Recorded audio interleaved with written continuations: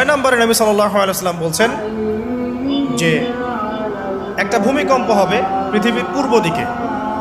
পৃথিবীর পূর্ব দিক মানে এই যে ভারত, পাকিস্তান, বাংলাদেশ, শ্রীলঙ্কা, ইন্দোনেশিয়া, ঠিক আছে, এই সিঙ্গাপুর, এই যে কন্টিনেন্ট মালয়েশিয়া, এটা পৃথিবীর পূর্ব দিক।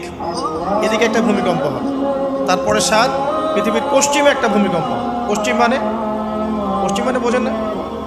পশ্চিমা বিশ্ব না, সৌদি আরব, পশ্চিমা বিশ্ব, ব্রিটেন, ফ্রান্স, জার্মানি, তারপরে যে রাশিয়ান কন্টিনেন্ট, হ্যাঁ, ইউক্রেন, এদিকে আপনার আমেরিকা, এই পুরো পশ্চিমা বিশ্ব, এখানে একটা ভূমিকম্প হবে বড়।